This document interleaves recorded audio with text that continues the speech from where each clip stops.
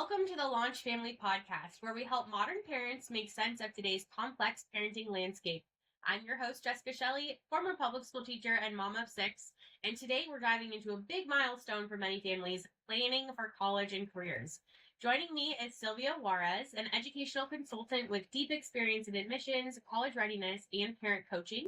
And together we're tackling how to help your child prepare for post-high school life without the pressure, confusion, and unrealistic expectations. Sylvia, welcome to the show. Thank you for having me. I'm so excited about having this conversation with you. It's timely. I hope it's informational. I'm looking forward to where we take this. Yes. Well, I want to start by having you share a little bit more about your background. So, how you went from an admissions officer to founder of a consulting business, now focused on college and career advice. Can you tell us a little bit more about that journey? Absolutely. I'm humbled to say that I am a first generation college student. So my journey began that way. So I kind of had to navigate, if you will, getting to college. And after I graduated from college, I ended up doing finance. With my English degree, I went into finance. But at the same time, I kept very close ties to the university that I graduated from. And from there, I guess they liked the way in which I interacted with the students, the families, and I was then recruited and then hired as an admissions officer for the university. So that was a lot of fun because how much damage can you do when you're promoting college, your alma mater, you're having a lot of fun. So that was really exciting for me. Then the downturn of economic markets happened and I was laid off. So it was one of those quick, what do I do? Friends of mine who were part of different organizations asked me to do a presentation here, a presentation there. And that's how my business started, where I started helping individuals better understand college readiness and really get the preparation going, and then eventually help with the college admissions process. Amazing. And you have children yourself too. Can you tell us a little bit more about your family? Yes, I have two. My husband and I call them boys, but they are men now. They're young men, two 33-year-olds. We're a blended family. So my husband and I, when we met, we had the boys at the same age. So we were really excited about bringing our families together. We're a little unique. We've never physically lived together. We're a destination challenged family, I guess you would say, or distance challenged family. My husband works in the Bay Area. One of our sons lives in San Diego, and the other lives with us. So, whenever we come together, we're excited to see each other and spend time together. But that was our journey, is that as a blended family, we parented in a very unique way. How did the blending of your two seventh grade boys at this time, shape your approach to supporting adolescents with diverse learning needs? I think my husband and I really were taken a task with how to really manage the co-parenting with the other parent and bring it into our marriage or our relationship. So that was pretty interesting to have to do because, there's different opinions when you're raising your children, especially if you're not raising them in the same household. And then you introduce a different individual into the conversation. It gets a little tricky. And so I think the way my husband and I looked at it was like, we want opportunities for both boys, regardless if one is interested in one thing and the other one is interested or may have some challenges or interests or conditions that may be different than the other. We didn't want to highlight the differences. We wanted to really outline and carve out a way to be able to support both of them in the same manner, or at least the approach would be the same manner. Now, the resources and tools might look different, but we wanted to make sure that we at least were same page linking to that. One of our sons has autism, so we really had to be mindful of not setting it up where it was exactly the same or competitive. Like, well, your brother's doing this, or we didn't want to do that.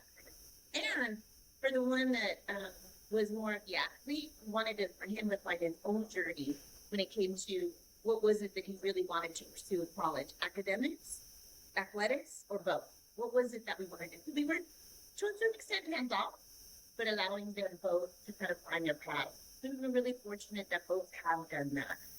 And we I don't know if we're proud parents because they're the men who they are. And we'd like to think that we had a little something to do with it with the navigating, and if that makes sense to folks. Yeah. And now with your work, as you're talking about those transitions to college or like post high school, right? It's not always college. What are some of the biggest challenges that you faced as a mom with, two sons now that you're helping launch into real life, that you've maybe faced or come across, or what was that kind of process looking like for you? You know, um, this world is changing constantly, and that just didn't start today. That's been happening. And I think really understanding, even in my role, that they were going to pursue things that my husband and I had no idea about. One is in the launching campaigns more in the digital platform space. I mean, we can barely keep up with what the name of his position is, much less what it actually does. We know it's sales, we know it's marketing, but it's a level that we may not really necessarily understand. So we really wanted to make sure that we didn't assume that they had to do something because of a certain degree or a certain opportunity that they pursued. We wanted to make sure that as long as we were supporting them and they were being as diligent as they needed to be with that, that would be the case. The other is more in the media and cultural space, which is kind of your film, your music, more of the pop culture from my era. That's what it was referred to. And that was a different opportunity to have to, appreciate. Because comic book superheroes and comic books and all of those things are foreign to my husband and I. So again, we try to learn as best we can from both boys about what their worlds are like so that we don't feel like outsiders. Because I think sometimes parents feel like an outsider, and what they want to communicate with the conversation is something that's common to them. Introduce it so that the child or who the younger generation they're speaking to can find a common ground. But sometimes we're a little shy or a little embarrassed to say, I don't know what you're talking about. Can you explain it to me? So let me introduce it this way. And sometimes that happens, at least what I've seen with parents is when we're trying to really connect to our children or understand better where their path may take them, we're trying to make it more about what we're familiar with, when really we should be getting to know what they are trying to achieve. Because the only constant is change, they say. Yeah, no, that makes a lot of sense. And I think, one of the things that we had talked about in our initial call, in conversation was really about like what is the right next step, or like how can I help my child through that transition, knowing that it's not always gonna be, or it may not always be the best fit to be like, oh yeah, you have to go to Harvard, you have to go to Stanford. Like what are some of those conversations like, or what would you want to tell parents that might be helping navigate that kind of transition with their kids right now? Well, if I may, if I can go through the stages. So I think for the elementary stage, I think your third to fifth graders, just exposing them to college campuses. I have day trips that I do right now, and what we do is in the morning we do a visit to a university or college, and then we learn about what that is about, and then in the afternoon we go to a career professional site, so they can literally bridge. This is what I can study, and this is where I can work. And then sometimes when you do fun stuff like that, it doesn't have to be a grand gesture of, a week's worth of college tours for third graders. It can be just an exposure to your alma mater, to the local college or university, whatever space there is. So they can start thinking about having conversations about that. The other thing is when they get to middle school, there's more of a focus to start prepping for high school. There, I would say that prep academics. So if you see your son or daughter is having challenges in a particular area, a subject matter, then maybe starting to kind of boost that up a bit. It doesn't necessarily have your high class tutoring. It could be just practice or just a little bit more exposure or just different things where the student doesn't feel such pressure in the academic or classroom setting. It could look a little different in the outside setting. So they're having a problem with math, maybe at the supermarket, can you calculate it without your phone? Can you calculate it, whatever it may be? Or history, what is it? Why is that so important for us? Or what does that look like? Or, things like that. One of our sons didn't like to write, and still to this day doesn't like to write. But we made it kind of as a task of what was our trip like in the journal about that. It was we had a lot of fun in whatever trip we took, but we wanted him to journal what those experiences were like. Said to him, you don't have to love it, but you have to do it. And that's just a fact of life. So parenting has looked like that when it comes to the high school. You're there. It's showtime. Ninth grade on, you have to be able to like academically really feel comfortable. You probably by now know your interests. If you don't, it's okay. But you do know maybe what your strong suits are. You'll learn over those things. I think in that journey, it might help the parents to better understand they don't have to go to this institution because the child likes X, Y, and Z. You can shop around with that in mind without it being so siloed in one particular type of school. So I think as we move forward, and I also like to say that because there's a lot of families because of economic cost of college education, community college is another area where parents are kind of like, well, you're in college now, good luck. We can't leave that population of students on their own because there are now very detailed. Now we have transactional issues that we have to make sure that the advising is on the correct track, that the timing of certain coursework be done by a certain time to be able to transfer. So at all ranges, you definitely have to make sure you're at least asking the questions of your older child so that you may be, again, helpful in the sense of advising. I love that. And you had kind of alluded to this already, but there are supports out there too. Like obviously, like through services or coaches like you provide consulting.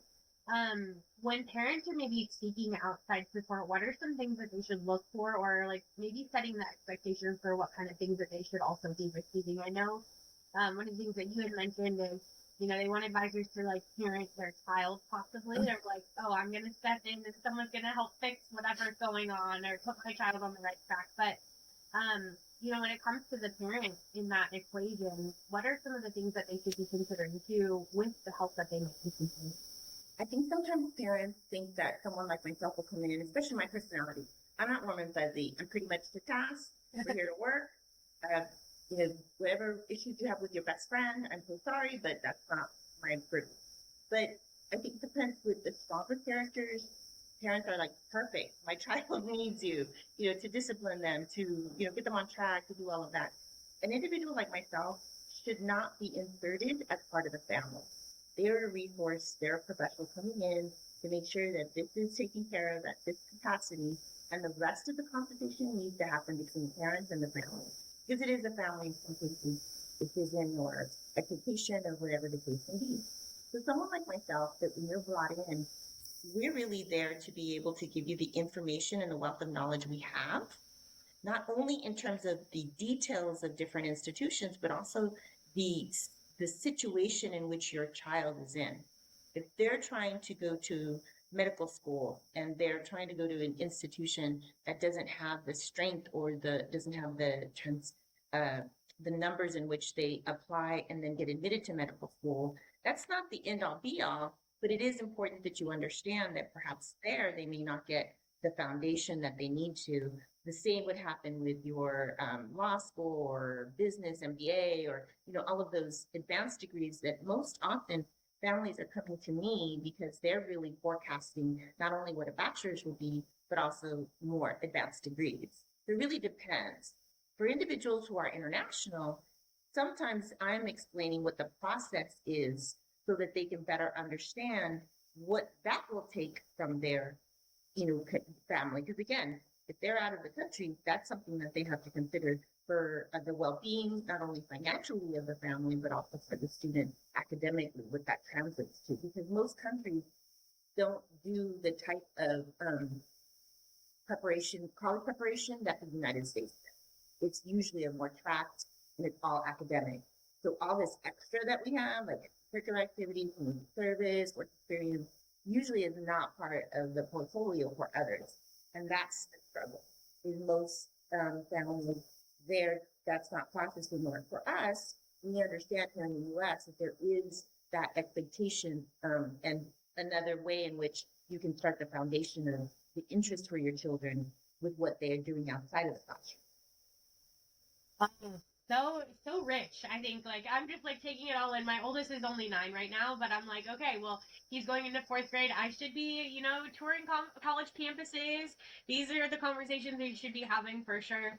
It's never too early to kind of start to talk about that and expose them. It sounds like from our conversation today. Well, we do have a segment that we include in all of the podcasts where we have questions from our community, our Launch Family community, or maybe that have been sent into our, assistant Emmy. So I want to take a quick moment and bring up that question because I think it's right on track with where we've already been. The question is, my teen says that he wants to be a musician. I want to support them, but I'm worried they'll end up struggling. How do I balance encouragement with realism? So I guess the word there is struggling is relative. So are we talking about the talent part of being a musician or the professional career struggling? It's all relative, right? Because for me as a parent would be you don't have a consistent job or a source of income, right? Where for the child or the individual interested in being a musician might be my talent. Am I good enough to get into ed school or to have this career? There are sometimes I think meeting of the minds, if you will, sitting down and saying, well, what is your biggest concern? And child saying X, Y, Z.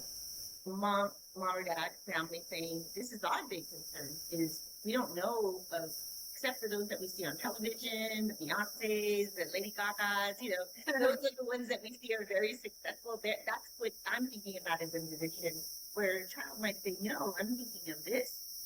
So there's really, in those specific talent-connected opportunities, there has to be a conversation about that. And that includes athletics. That includes your science research. That is, there's a lot of different situations that fit, like our musicians, stereotype, sit in those settings. And then there, on the opposite end, there's the doctors and lawyers who are assumed to be, the successful professionals.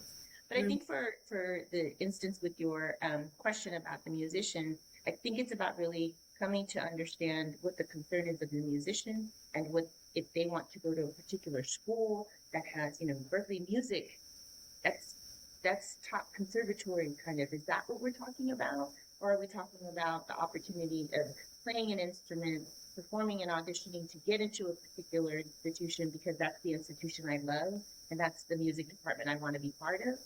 Afterwards, we can talk about what my professional role will be with what mom and dad have in mind about what the challenges are for that field. But I think we, as parents, have to be a little bit more open-minded when it comes to certain fields and not assume that they're not as stable as others. And we can't also anticipate that another career will be more successful just because it is a excellent. I love that you bring that up too about like the societal kind of view of different careers, and then maybe we have our own biases as we approach things. We want what's best for our kids. It's all well intentioned, but I love that you have that taking a step back to kind of understand where your child is coming from first, and then really seeking that mutual understanding, having those open conversations around what that looks like. Exposing them to that early on. I love that perspective too.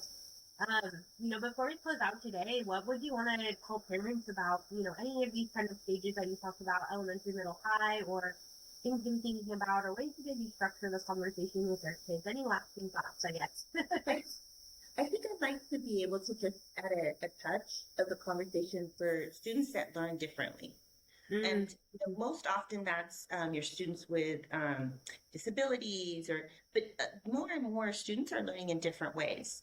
Some may be more apt in person to learn, where others may be online learning is better for them. I think we also have to be better as parents to better understand that the way that our students learn is going to be just as important as where they get to, because that's going to continue to be their path, their pattern as they move forward in life. And we need to really be able to support that. As I mentioned, I have a child that has autism, who's now an adult with autism, now professional, with autism. That's a whole nother world that I have to tap into. We'll have another session. But I do want to be able to put that seed in families, because most often than not, and I've had more and more families come to me after their child has been admitted to college to be able to translate what now they did with their IEP in high school or elementary K-12 to what that translates to college and university level. The assumption is, well, the university has a center. All I have to do is go, give my documents, and they're presto magic. They'll give my child what he needs or she needs. But that's not necessarily the case. The advocacy there looks a little different. And more importantly, the ask of the institution might be a little different.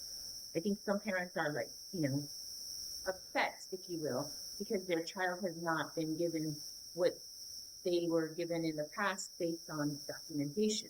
But that institution is something different, 9 times out of 10.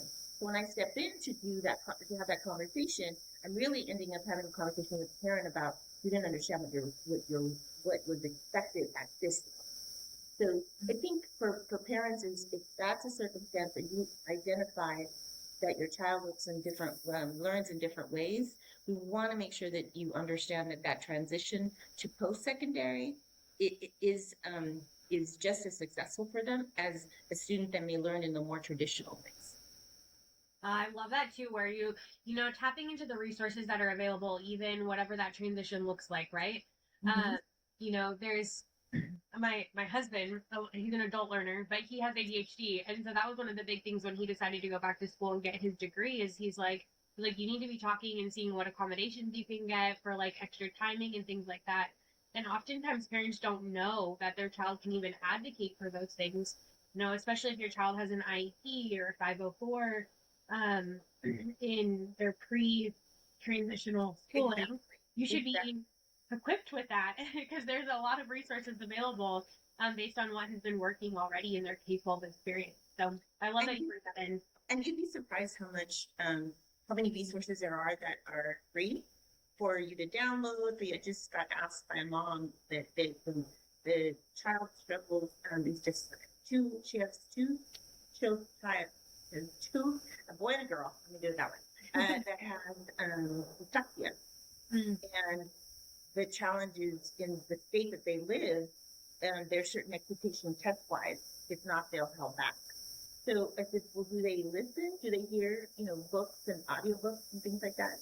Yeah, but, what if that's books? What about assignments? And I said, well, if you download this particular software, you can read the assignment and at least they capture it before they start having to read it without it feeling so pressured to have to get each and every sentence the way it needs to be. And with ADHD and dyslexia and autism, there's just so many things out there that we're talking about the diagnosed. We're not even talking about those that are you suspect, you don't think, it's there's all of that. I think that there's really conversations with parents being honest and not. I think some of the parents that have approached me are at their wits' end when it comes to the college because they want their child to stay in college. But have they disclosed these concerns earlier? I think that the challenges that they will maybe embarrass, not of their child, but of how do we ask? How is it that it's not considered something that is, I'm going to say I found out there's probably a different word for it, but I'm going to say that's what's coming to mind. But really, when you pay your taxes and you're paying for an institution to be within your community or a public institution, that's part of what you're paying for, is resources to be available to your children, to your community in that capacity. And if we don't use them, what happens? You get cut. And then you're really struggling. So I don't mean to give the economic lesson on education, but I'm just saying that's part of the way to look at it as well. Yeah. Oh my gosh. Well, Sylvia, this has been such a rich and honest conversation from starting early to honoring your child and who they actually are and what their dreams are. You've given us so much to think about. To our listeners, we'll include Sylvia's links and resources in the show notes. And if you're navigating this phase or these multiple phases with your child or children, know that you don't have to do it alone and that we're here to help connect and support everything that you're doing. So thank you for listening to another episode of the LaunchFamily Podcast. Until next time, keep growing forward.